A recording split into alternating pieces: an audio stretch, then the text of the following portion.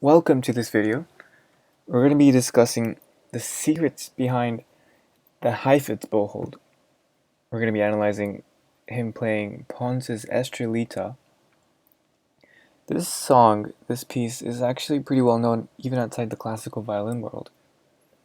And there's a whole backstory behind how he got this piece.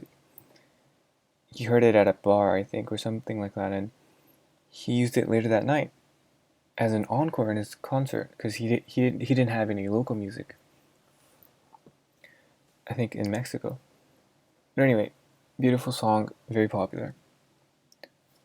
So with that comes a few disclaimers to this video. So this is an excerpt from a movie. We don't know how much editing was done musically, yet we also have to keep in mind that it's Heifetz. His live recordings are just as good. Also, I'm not really going to focus on fingerings in this video, mainly only on right hand stuff, but I will if it helps provide more context. So, okay, in general, we're going to talk about how his bow hold connects to his tone, how he changes it up, to where he uses the bow, and what part of his arm he uses, where most people wouldn't think of using. So let's just get right into this.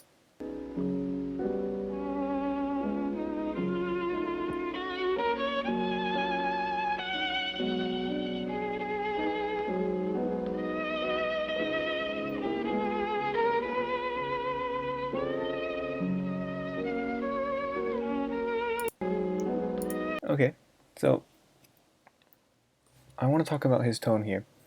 It's it's suited for this piece, but it's clear, yet vibrant and ecstatic.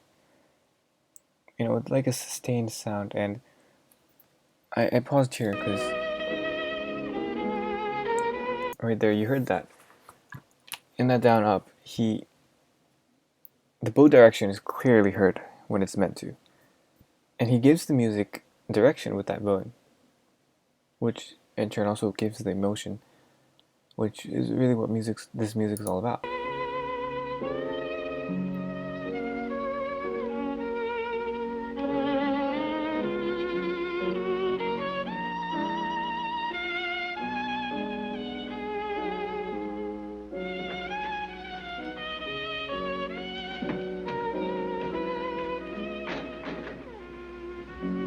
So, it's a movie excerpt, so there's a bit of movie drama going on in here, but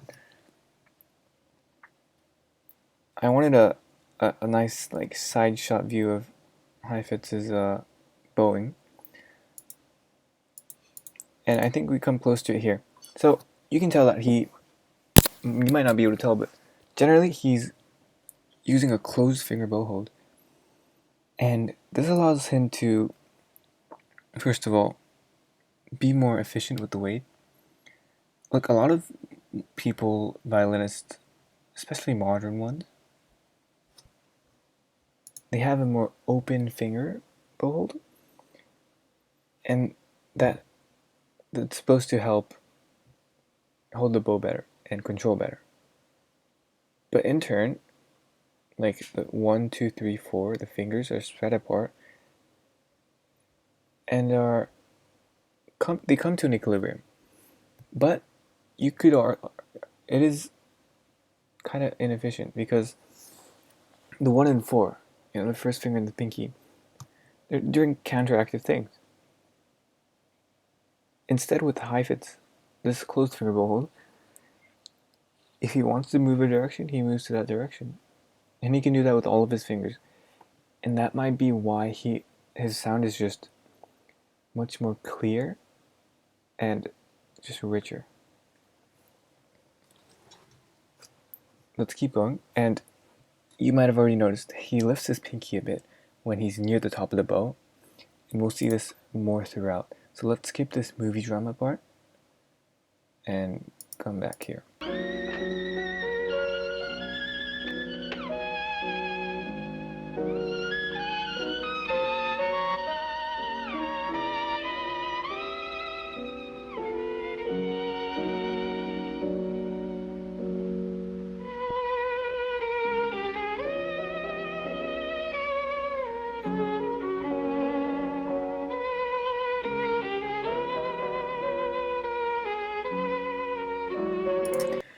it's almost as if when he knows he's gonna have a bow change at the frog, he prepares for that with his pinky.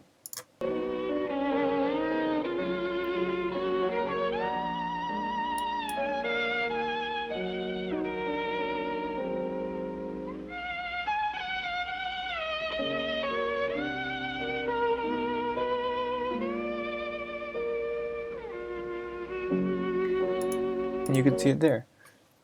Now, why does he do this? Well, his fingers move, right? And especially the pinky, so that he holds the bow like less.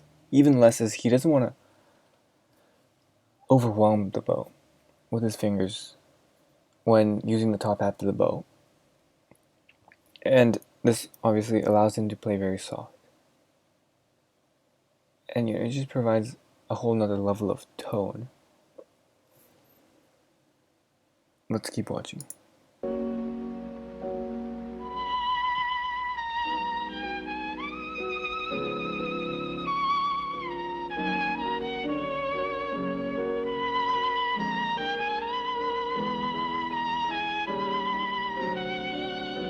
Now that you might think is focused more on the fingerings, but no, we can actually see the arm movement here.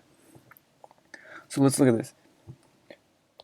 Most people will just use mostly their wrist and their fingers, and of course their arm, but like a bit of the shoulder when changing the bow. Yet Heifetz, as we saw right here,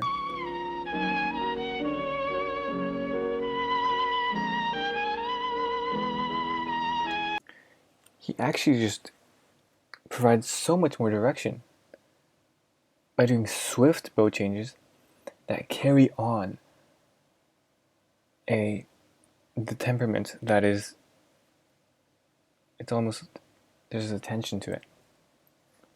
And the tension is not just what others might do, which is just pushing down on the string. This is much more different, and one could say more natural.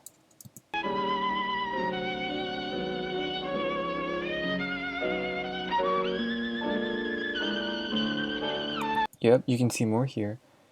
And of course the bow controller is top notch. He just keeps it at the right place. And he's sustaining the sound while getting so much out of his violin.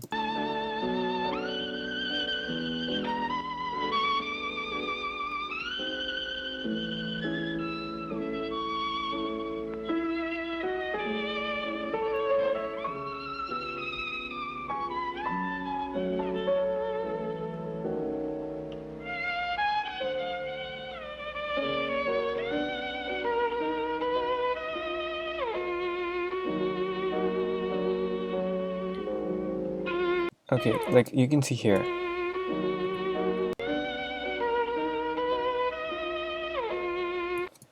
with the first finger coming out a bit, right? This actually, most violinists do this because they want to support the bow change, as they put a bit of weight on the pinky, and kind of lets the first finger just stand there by itself while the bow does the work of changing direction. But Heifetz knows that that's not, he doesn't do this all the time, is what I'm trying to say. And the way we looked at earlier, with the sustained sound, and the really expressive, connected bowings of direction, with a lot of direction and tension, he knows that bowing that way is like a certain, in the certain phrase will help him get the results really better out of the violin than anything else. And I think we can all learn that from that.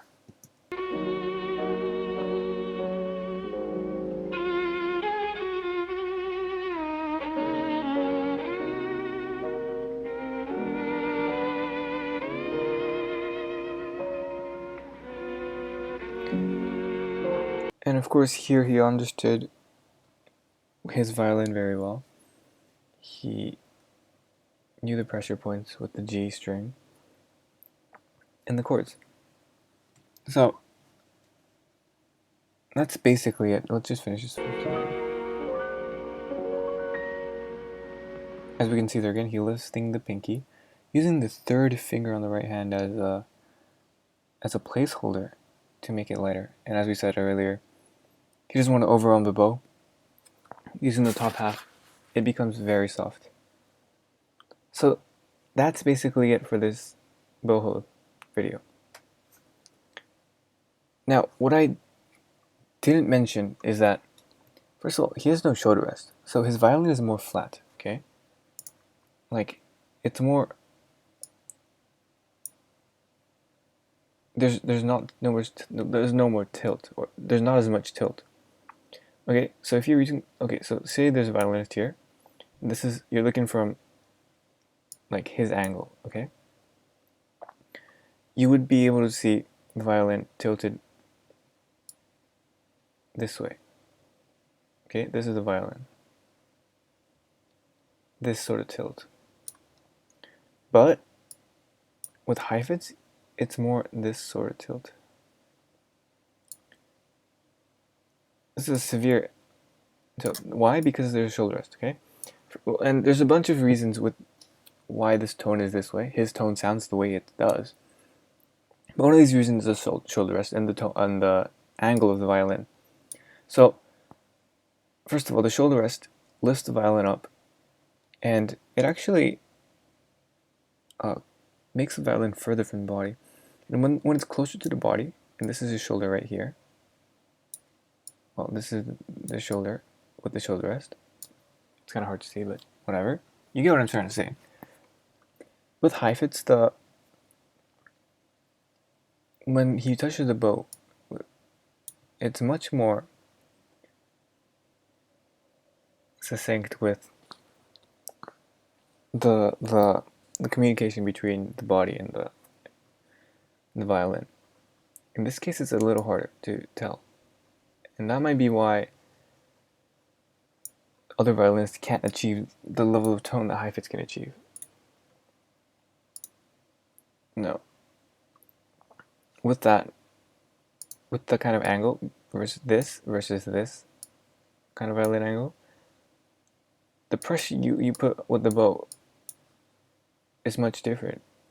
And in other words, okay, as violinists, we know that if we put too much pressure on the strings with the bow, then it's gonna, like, here's the bridge. You pressure it too much and it just sounds like shit.